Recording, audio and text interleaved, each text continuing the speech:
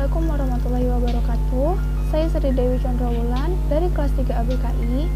Dalam video kali ini, saya ditugaskan untuk menjawab pertanyaan-pertanyaan dari mata kuliah model-model konseling, yang mana ada 8 pertanyaan yang harus saya jawab. Soal yang pertama yaitu yang berkaitan tentang teknik-teknik yang dilakukan dalam psikoanalisis. Psikoanalisis adalah cabang ilmu yang dikembangkan oleh Sigmund Freud dan para pengikutnya sebagai studi fungsi dan perilaku psikologis manusia. Pada mulanya, istilah psikoanalisis hanya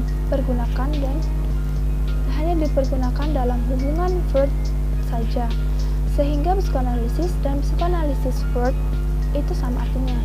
Metode dasar psikoanalisis adalah interpretasi konflik bawah sadar pasien yang mengganggu kesehariannya. Konflik yang menyebabkan gejala menyakitkan seperti fobia, depresi, dan kompulsif. Teknik spesifik yang digunakan Freud dalam psikoterapi adalah asosiasi bebas, interpretasi mimpi, analisis transference, dan analisis resistensi. Yang pertama ada asosiasi bebas. Pengertian dari asosiasi bebas adalah teknik memberikan kebebasan kepada klien untuk menceritakan atau mengemukakan segenap perasaan yang dipikirkan yang terlintas pada benak klien tersebut, baik yang menyenangkan maupun tidak. Asosiasi ini memudahkan konselor terhadap dinamika psikologis yang terjadi pada klien, sehingga dapat membimbing klien menyadari pengalaman-pengalaman yang ketidaksadarannya dan membuat hubungan kecemasannya saat ini dan pengalaman masa lampau. Yang kedua ada interpretasi mimpi.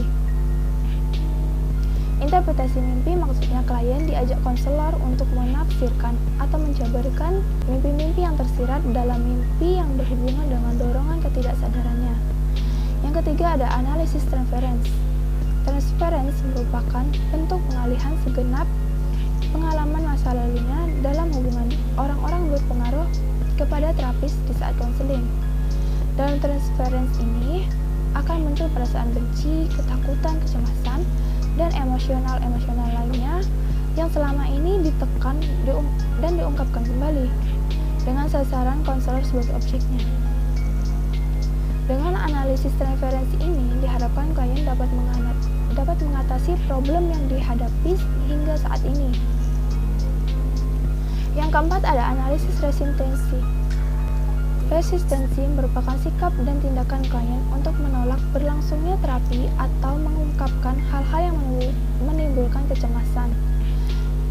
Dalam konseling, konselor membantu klien mengenali alasan-alasan klien merupakan resistensi sebagainya, dimulai dari hal-hal yang sangat tampak untuk menghindari penolakan atas interpretasi konselor. Teknik-teknik spesifik ini biasa dilakukan dalam hubungan konseling, tetapi lebih banyak digunakan dalam psikoterapi dalam mengatasi psikopatologis. Pertanyaan kedua yaitu tentang penyebab Neo-Freudian memisahkan diri dari Freud. Banyak kritikan yang diarahkan pada psikoanalisa Freud ini. Pada umumnya, Freud dikritik karena kurang memberikan perhatian seimbang terhadap faktor sosial dan kebudayaan dalam pembentukan kepribadian. Namun, walaupun demikian, pengaruh dari psikoanalisis ini sudah terbangun kuat pada setiap pemikiran manusia. Hal ini dapat kita lihat dari banyaknya psikolog atau psikiater yang menggunakan ide psikoanalitik untuk menganalisa riwayat hidup dan perilaku tokoh sejarah yang amat menonjol. Neo-Freudian adalah sekelompok ahli teori dari Amerika yang tergabung dari pertengahan abad ke-20 yang semuanya dipengaruhi oleh Sigmund Freud. Tetapi, teori-teori Freud tersebut telah diperpanjang seiring dengan arah sosial untuk budaya. Mereka telah didefinisikan sebagai penulis Amerika yang mencoba untuk menyajikan kembali teori Freud dalam hal sosiologis dan untuk menghilangkan hubungannya dengan biologis. Yang pertama ada Alfred Adler yang lahir di pinggiran kota Wina pada tanggal 7 Februari pada tahun 1870. Sejak tahun 1911, berpisah dengan Freud karena persoalan mengenai teori seksualitas dan mulai mengembangkan teori di mana minat hubungan sosial dan perjuangan ke arah superioritas. Arah superioritas menjadi dua pilar konseptualnya yang paling penting. Teori yang dikembangkan Adler bernama psikoindividual, yang mana menurut Adler, makhluk hidup adalah suatu kesatuan sosial yang tidak dapat dipisahkan. Mereka menghubungkan dirinya dengan orang-orang lain di sekitar mereka dalam usaha kerjasama sosial, menempatkan kesejahteraan umum di atas keinginan diri sendiri, dan mendapatkan gaya hidup yang bersifat lebih kuasa dalam organisasi sosial. Teori kepribadian Adler beranggapan bahwa individu dan permasalahan hidupnya selalu bersifat sosial, seperti merasakan kebersamaan dengan orang lain dan mempedulikan kesejahteraan orang tersebut. Adler meyakini bahwa manusia dilahirkan dengan perasaan rendah diri.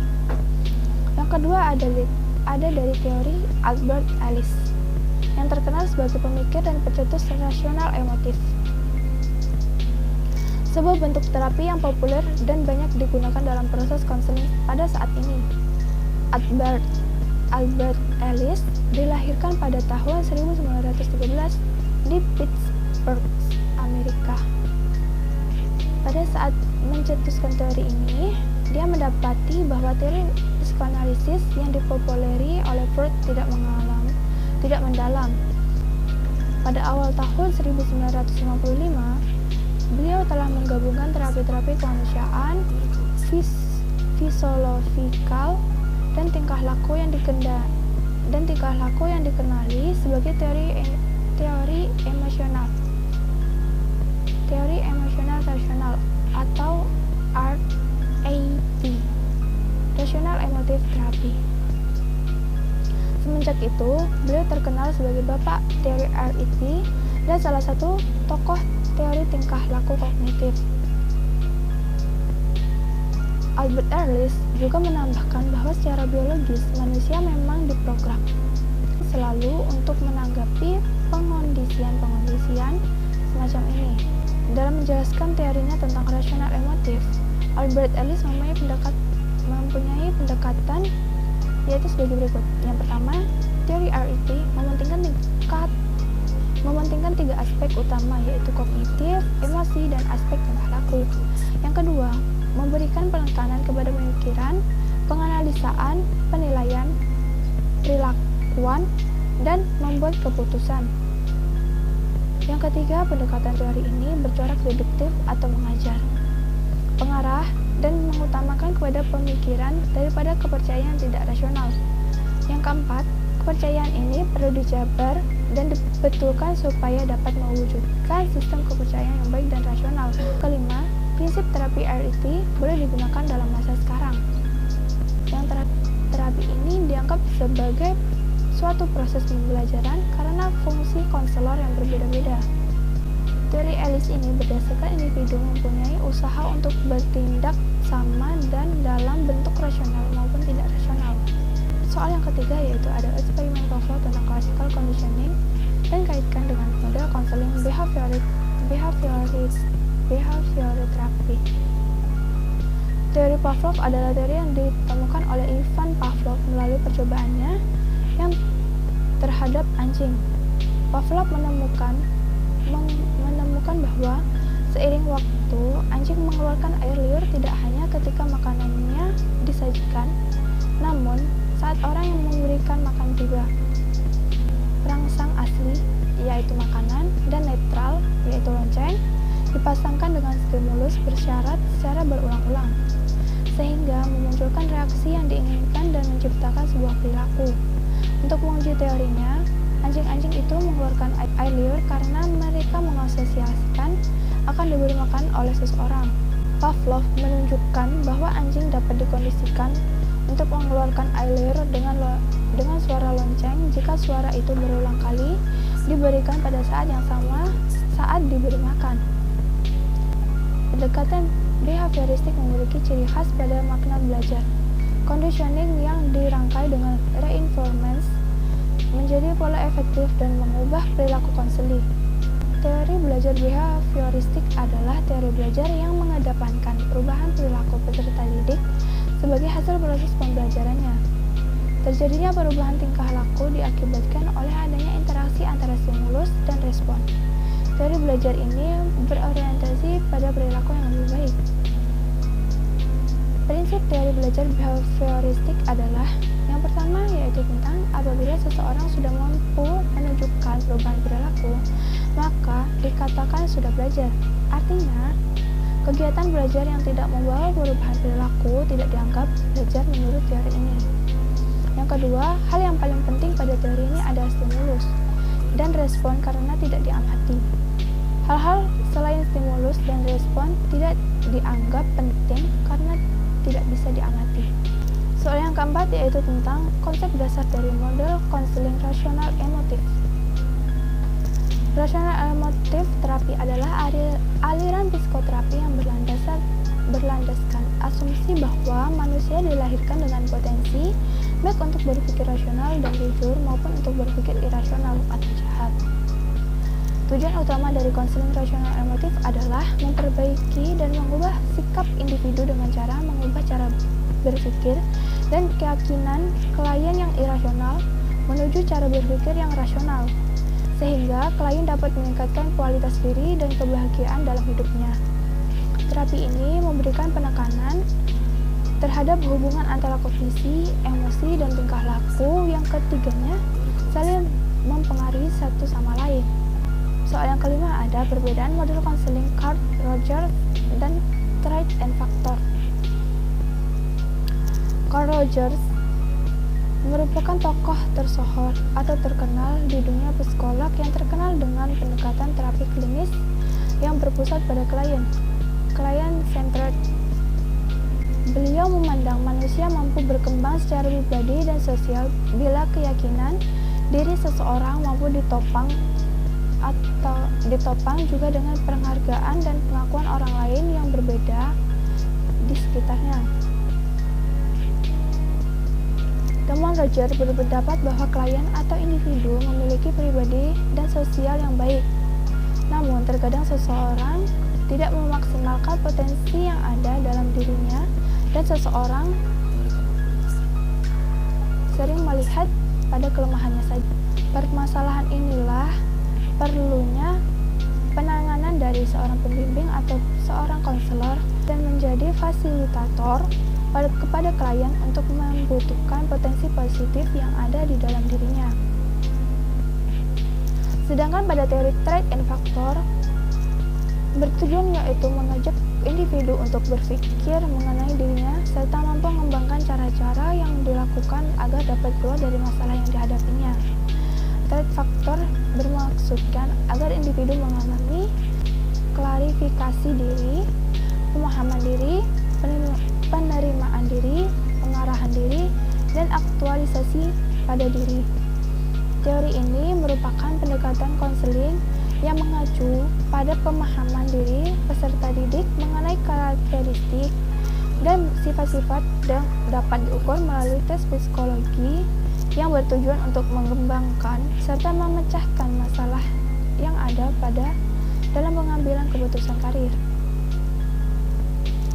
Soal yang keenam yaitu teknik-teknik yang dilakukan dalam konseling Gestalt.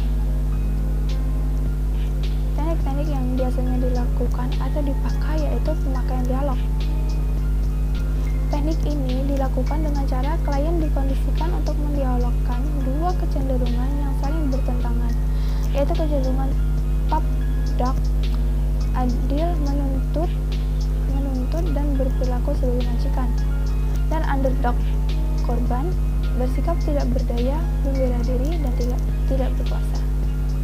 Di sini ada permainan kursi kosong, yaitu klien diharapkan bermain dialog dengan menerapkan top dog, mampu underdog, sehingga klien dapat merasakan keduanya dan dapat melihat sudut pandang dari keduanya.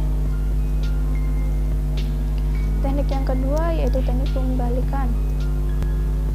Teknik pembalikan adalah teori bahwa klien terjun ke dalam sesuatu yang ditakutinya karena dianggap bisa menimbulkan kecemasan dan menjalin sehubungan dengan bagian-bagian diri yang telah ditekan atau diingkarinya. Gejala-gejala dan tingkah laku sering kali mempresentasikan pembalikan dari dorongan-dorongan yang mendasari. Jadi, konselor bisa meminta klien memainkan peran dan bertentangan dengan perasaan-perasaan yang dikeluhkannya atau membalikkan dari kepribadiannya. Terapi ini mendesak klien untuk tetap atau menahan perasaan yang ia ingin hindari itu. Konsep dasar dari pendekatan Gestalt adalah kesadaran, dan sasaran utama Gestalt adalah pencapaian kesadaran. Kesadaran meliputi kesadaran efektif apabila didasarkan pada dan disemangati oleh kebutuhan yang ada saat ini yang dirasakan oleh individu. Yang kedua, ada kesadaran tidak komplit tanpa pengertian langsung tentang kenyataan suatu situasi dan bagaimana seseorang berada di dalam situasi tersebut. Kesadaran adalah hasil penginderaan, bukan sesuatu yang mustahil terjadi. Tujuan utama Gestalt adalah membantu klien agar berani menghadapi berbagai macam tantangan maupun kenyataan yang harus dihadapi. Tujuan ini mengandung makna bahwa klien haruslah dapat berubah dari ketergantungan terhadap lingkungan atau orang lain menjadi percaya diri, dapat berbuat lebih banyak untuk meningkatkan kebermaknaan hidupnya. Soal yang ketujuh adalah aspek atau dimensi yang saling berkaitan dalam bentuk sifat manusia jika ditinjau dari model konseling logoterapi. Logoterapi berpandangan bahwa makna hidup dan hasrat untuk hidup bermakna merupakan motif asasi manusia yang dapat dilihat dalam dimensi spiritual atau notis. Jadi, Frankl berpendapat bahwa ada dimensi lain selain dimensi somatik dan psikis, yaitu dimensi spiritual. Konflik ini berakar pada kerumitan psikologis, akan tetapi berpusat pada hal spiritual dan etis. Terapi ini bertujuan untuk memenuhi dorongan spiritual yang dibawa oleh manusia sejak lahir dengan mengeksplorasi makna keberadaan manusia tersebut. Sifat manusia gabungan dari jasmani atau rohani, yang artinya berkaitan dengan psikis kita dan keagamaan kita saat ini. Lalu ada kebebasan. Kebebasan yang diartikan adalah kebebasan dalam diri individu dan mulai dari insting, sosial, dan budaya. Dan manusia memiliki tanggung jawab. Maknanya adalah setiap apapun yang telah kita ambil atau yang telah kita pilih harus dipertanggungjawabkan. Soal yang kedelapan adalah menjelaskan kembali makalah kelompok saya. Makalah yang saya bahas adalah model konseling terapi realita. Terapi realita adalah suatu sistem yang difokuskan pada tingkah laku sekarang. Inti terapi realita adalah penerimaan tanggung jawab pribadi yang dipersamakan dengan kesehatan mental. Prinsip-prinsip dan prosedur yang dirancang untuk membantu orang dalam mencapai suatu identitas keberhasilan dapat diterapkan psikoterapi, konseling pembelajaran, kerja kelompok, konseling perkawinan, pengelolaan lembaga, dan perkembangan masyarakat. Tujuan dari terapi ini ada 5. Yang pertama yaitu menolong individu agar mampu mengurus diri.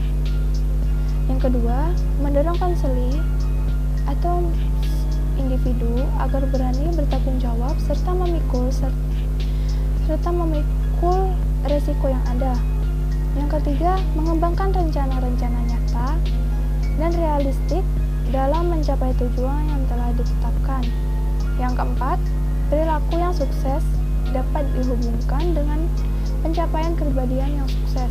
Yang kelima, terapi ditekankan pada disiplin dan tanggung jawab atas kesadarannya sendiri. Tugas dasar konselor adalah melibatkan diri dengan konseli dan kemudian membuat untuk menghadapi kenyataan tersebut. Cukup sekian yang bisa saya sampaikan. Lebih dan kurangnya saya mohon maaf. Billahi taufiq wal hidayah. Wassalamualaikum warahmatullahi wabarakatuh.